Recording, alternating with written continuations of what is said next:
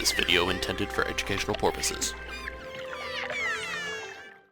Hey guys, it's Adam aka Swimming Bird, and welcome back for another Minecraft 1.8 Snapshot. This is 14W25B, and one of the biggest updates to the game ever, with massive ocean monuments to explore, 2 deadly new monsters to battle, 7 new blocks to collect in survival, and a bunch more to cover, so let's get into it. Now, unlike most snapshots, we're going to make this a bit more exciting by tackling this new underwater structure in all of its terrifying glory in survival mode. So I've got a bit of gear here, some enchanted weapons and stuff like that, but we're going to jump in the water in a second. I just have to get my water breathing, night vision, and speed potion effects. The reason I'm using commands instead of bottles is to get rid of those annoying stink swirls so you guys can see everything better. So I'm going to jump in, pop on my respiration helmet, my boots here, and we're going to try to tackle this first with limited equipment, only a few pieces of leather armor, and see how we do. So this is the new Ocean Monument, a beautiful but treacherous new generated structure.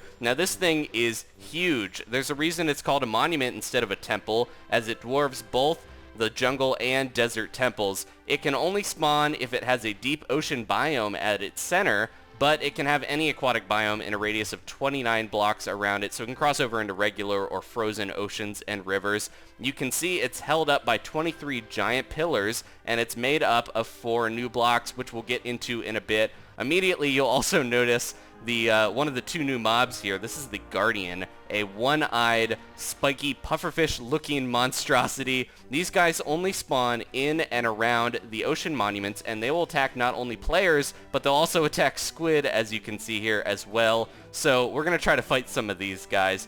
Now, you're going to see a bunch of ink sacs all over the bottom here usually, just because they kill so many squid. All of the squid that spawn in the area just get killed by these guys. It's brutal. So they attack using that crazy bubble laser beam that you just saw. It fires up to 14 blocks, and it can do 4.5 hearts of damage on hard difficulty. So as you can see, it starts out by being a purple color, then it charges, and it turns into a yellowish color right before it does damage. Their spikes also extend and retract, you can probably notice here. Now, if you happen to hit them while their spikes are extended, you will take about a heart of damage, so you want to be a little careful there. It's kind of like a Thorns enchantment that they have naturally. They have 15 hearts, making them a bit tougher to kill than most mobs, but not quite as strong as the Enderman. They can easily gang up on you, though, so when you kill them, they will drop a few things. Let me see if I can get one of these guys here. I have a pretty good sword, but not much armor. They will drop raw fish and a few other things there, a few new items that are used to craft some of the new blocks. You'll see we just got some Prismarine shards, but they'll also occasionally drop Prismarine crystals. And you can see I'm going to try to shoot these guys with arrows, but they won't be very effective in this, because in the update, the arrows have been nerfed a bit underwater. They will lose velocity after only traveling a few blocks, and they'll just fall slowly in the water. Flame arrows also extinguish when they're underwater, so it's a bit tougher to fight these guys down here. I'm going to put on a bit better armor. Let's do some diamond. I'll switch this out just so we have a better fighting chance.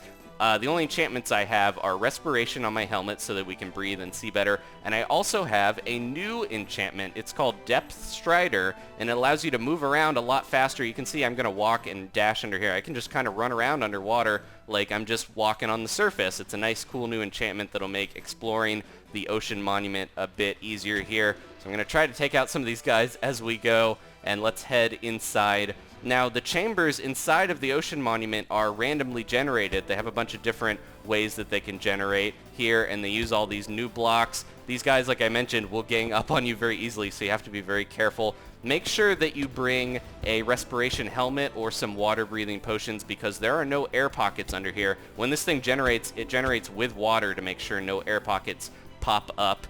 And we're going to try to move around here and see if we can make our way through. This can get very confusing. It's very maze-like in here, and you might want to mark your way with blocks as you go to help you see where you're headed a little better. Let's try going over this way. There's 2 wings on the side and a center chamber that you can find. I can hear the sounds of these creatures. They already have sound effects, which is nice. There we go. Now we can swim up here. So yeah, you got to be very careful in here. You'll run out of air pretty quickly, but luckily I have that water-breathing potion. They've been hitting me with stuff. Oh, I have absorption. There we go. That's why we still have the potion effects. Gonna drop down here and hit this guy. Their eyes are really creepy. They will follow you around and track you. Even when you're using invisibility potions, they can still kind of track you, but they won't attack you if they can't see you really. But they can kind of sense that you're there, so they look around. Now we're going to enter a new chamber here, and you're going to see something. You might notice my sword is going a bit slower. I actually have mining fatigue on, and you will get mining fatigue 3 every minute that you are within the area of the monument, and it is because of the 3 mini-bosses that reside in this place. We glimpsed one a second ago. So every minute that you're within 50 blocks of this place, you will get strucken with mining fatigue. I'm going to use this milk here so you guys can see what happens when I get hit with mining fatigue. It's pretty crazy. Let me see here. Let's see if it'll get me. It happens once every minute, so it might take a minute here to get it going. But you should see it pretty quickly here. It is really creepy, and it involves this guy right around the corner. I don't want him to attack me, so I want to be very careful here. He should do his effect on me. This is, whoa, this is the Elder Guardian. It is a much older version of the normal Guardians, and it's much more powerful. You can see it's discolored because it's so old, and it's a lot more powerful. It also has 40 hearts instead of the 15 that these guys have, so it can take a lot more damage. The only things that are stronger than this guy in terms of hearts are bosses, giants, and iron golems. We just killed one there. I have a very sharp sword here, so I can kill them fairly easily. And they dropped another one of the new, blocks. This is the wet sponge block. We'll talk about that in a second. So you just saw what I was alluding to, that weird image of the Guardian's face going over my screen. That is what happens every minute that you're within 50 blocks of them, and it gives you that mining fatigue 3 effect. So definitely look out for that. It makes it actually a lot more interesting in here because now we can't just mine our way through this. Even with Aqua Affinity, you can't just break your way through, steal the loot, and leave. You actually have to go through, kill all 3 of the Elder Guardians, and then once you do that, you can actually mine and get all of the different treasures and things here. I'm running out of hearts, so we got to be very careful. Usually you'll be able to regenerate okay if you have a bit of underwater breathing, but we're going to be in trouble here if we don't get out of here quick. So yeah, definitely keep your water breathing effect, stuff like that. Use Depth Strider. And there's a couple different treasures you can find here along with the new items. There is a room in the center that has a bunch of gold blocks. It's 8 gold blocks. I'm going to go into creative so we can go around here a bit quicker and I can just show you what it looks like. This is one of the rooms here with the Guardians. The other wing, we can kill the Elder Guardian here and he'll stop bugging us. Gonna kill him here. So inside here we can see there are some special blocks, I believe. If you break open these, you can find stuff somewhere through here. There's a few rooms that you can find those wet sponge blocks if you break through them as well. I think that wasn't one of the rooms there, but they'll be on the ceiling in certain configurations. So these aren't going to be identical like the jungle and desert temples. You can find different stuff, which is pretty cool. I like the variation of the chambers and the different stuff that you can find. So you're mainly going to be looking for that center chamber where you can get the gold block. You're going to want to try to get as much of the Prismarine shard and crystals as you can so you can make the new blocks here. And definitely look out for any wet sponge because that is very valuable. I'll go into that in a second here too. But I'm going to go through in spectator mode, then we can cut through. There we go, we found one of the wet sponge rooms. This is one of the hidden areas and you can get this stuff. These blocks are very rare. They do drop from the Elder Guardians, so you can get them that way as well. But if you don't find these rooms, they're very tough to find. They have little water particles coming off of them, which is really cool. So we're going to go in straight into the top of here. If you go down into it, this is the last Guardian's chamber. He's kind of restricted up here. They can't move around very well, so that makes them a bit easier. But somewhere around here, we should be able to find that last chamber with the gold that is the big motherlode loot in this area. It's kind of tough to find. Like I said, this place is like a maze. So the Guardians, they have some peculiar qualities. They're actually resistant to fire. So if you ever get them on the surface and try to light them on fire, it's not going to work out very well for you. You're going to have trouble fighting them out there. And they won't die and suffocate on the land like the squid would. They actually can flop around and stay alive. Doing a little x-raying here to see if we can find that one treasure chamber. But they'll stay alive on the water. And they actually have different sound effects on the surface, which is really cool. Underwater, it's kind of like deeper and muffled, but when we're on the surface, you guys will be able to hear the crazy sound effects that they do.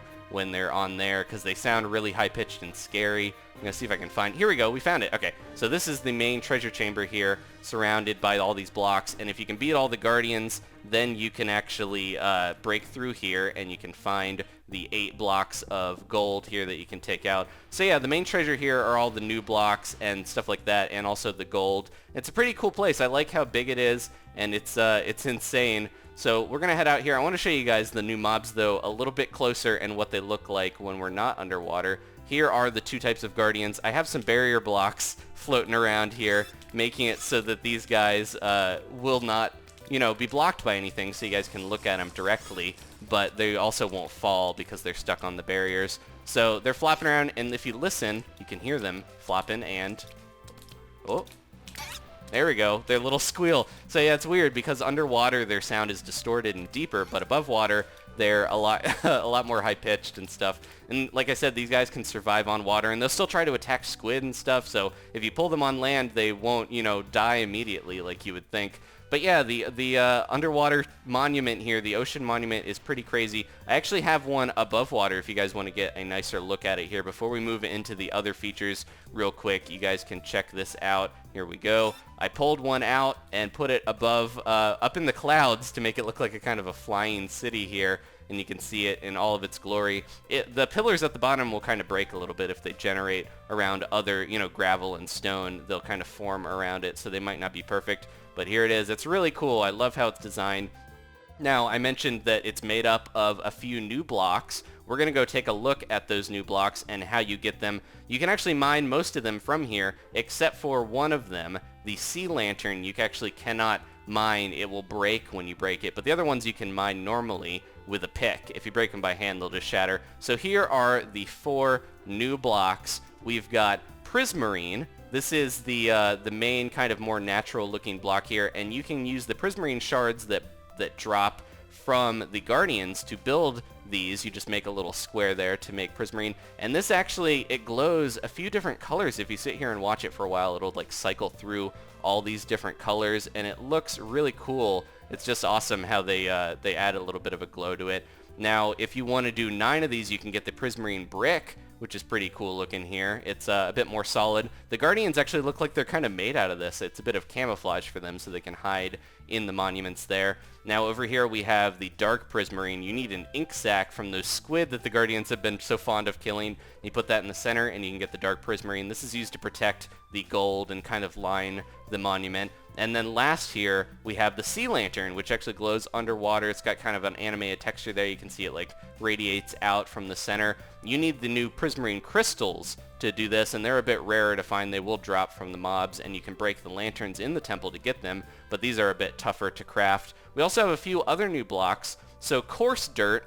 Originally, this was only found in like mega taigas around the Podzol forest and stuff, and now it actually has a different texture here. You can see it's a bit darker than normal dirt. You can now craft this with normal dirt combined with gravel in a little checkerboard pattern. I'll put some normal dirt. You can see it's a bit lighter there. The normal dirt is. Now this dirt actually won't grow grass over it, just like the natural stuff, but you can craft it now, so it's nice. If you want a dirt area without grass growing over it, that's how you do it. Now over here, we have a new way to get cracked stone brick. You don't just have to loot it from the stronghold. You can actually grab it with a furnace and throw it in there. We're going to start smelting it, and as it smelts, it will become cracked stone brick, which is pretty awesome. That's a new way to get that, so it's renewable now if you can make your stone brick. And over here, we have a new block that is actually an old block, the sponge. The sponge actually has a function now, and there's a new form, the wet sponge. So you can see it has a new texture, which looks nice, and if you place it down near water, it will actually suck up and destroy water blocks around it in a 5-block radius. It just kind of makes a little sphere, and it gets rid of a bunch of water there. You can see it sounds like it's breaking leaves or something there. And then once the sponge sucks up the water, it becomes a wet sponge block. And the only way to get it back to a normal sponge block is to pop the wet sponge into a furnace and cook it up, and then it will actually turn back into a normal sponge. And a nice new feature here with this is once it transfers to a normal sponge, if you have a bucket in there, the water that was in the sponge will be transferred into the bucket. So you get a little bit of water there, and you can refill your buckets if you're in a situation where you don't have water readily available. There you go, you can make it. So we've got all these new blocks. That'll be very handy for building underwater and clearing out places. If you wanted to like clear out the ocean monument and live there, you could use the sponge to do that. Previously, it was very tough to get rid of water if you were going to try to do stuff like that. So over here, I've got a few other things to show. Now, huge mushrooms. These blocks were a bit tougher to get in the past. If you use Silk Touch, you would get this kind of little weird spotty underbelly texture on your blocks. But now, if you hit one of these guys with a Silk Touch pick, it will actually drop a special new mushroom block that you can see. It will have all sides being the texture that you see at the top of the mushroom, so it'll work for this one as well, and you get the brown version there. So that's a nice little way to get those blocks. If you want to build with them, you can make, I made these little exclamation marks above them, so it's pretty cool and exciting. There goes my sword. Let's grab that again. Now, a few things over here. You might notice these, they look like I was a bit half asleep or confused when I built these. But no, you can actually grab these blocks and make the Wither and both Golems any orientation you want. As long as the pattern is similar, you can put it together there. We've got a Golem that was laying on its side. We can pop one here, and we will have a Snow Golem that was upside down, and we can make the Wither. I don't want to do it, though, because he'll kill everything in the area. But, you know, we could do it, I guess. So there goes the Wither. He's going to start shooting stuff. So he'll fly around there. Look at the Golem's neck was broken. That was strange. But yeah, so you can make them any way you want now, which is pretty cool. A few other little changes really quick here. So stairs, if you look in your inventory, stairs now have a weird orientation. They're kind of flipped. I think this was intentional. It looks a bit glitchy, but I think that was what they intended. They're flipped around, kind of. There's been a lot of tweaking of different block IDs and data states and stuff. Oh man, he's going after the squid. He's taking after the guardians there. He wants to be one of the new mobs because he's a bit older now. He's a little jealous. So a few other things. Slabs, you can no longer get the double slab blocks. They'll now just break into two slabs, and you can't really get the double slab in any item form that's combined, since it looks just like the normal block for the slab types of blocks. If you look at the player list when you're in multiplayer, it actually shows the face of the player next to their name, so it's easy to identify them by skin there. Signs and written books now can use JSON text to have little commands that you can click on in there and do different color text and stuff.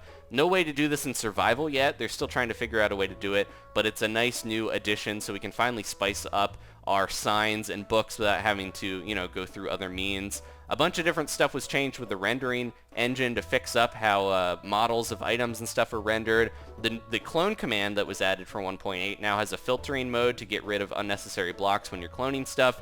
A few bugs have been fixed, actually a ton of bugs, but the two big ones that I wanted to highlight, one is a little unfortunate. If you've ever used redstone or string in a lava water generator to turn it into obsidian, that has been fixed now, so you cannot do that any longer, unfortunately, to get your obsidian easily. But the other bug fix that is actually pretty good is that zombie sieges in villages had a lot of issues, and the person that reported the bug with the zombie sieges actually gave Mojang a fix that they implemented. So now zombie sieges, which are kind of exciting things that haven't happened in a while because of a bug, will now work properly in villages. So make sure you protect your villagers from those zombies.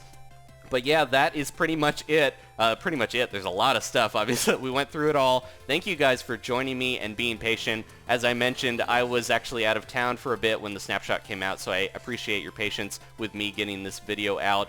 Thank you guys for watching. We're going to have a new snapshot very soon, thanks to the delay on this one, and you'll see that as well when I get the new update for you guys. Thanks for watching. Please leave a like if you enjoyed this. I hope you're excited. I'm very excited. This is so cool. I love the new ocean monument and the new mobs. Thanks for watching again, guys, and I will see you next time for more Minecraft Snapshot updates. Goodbye.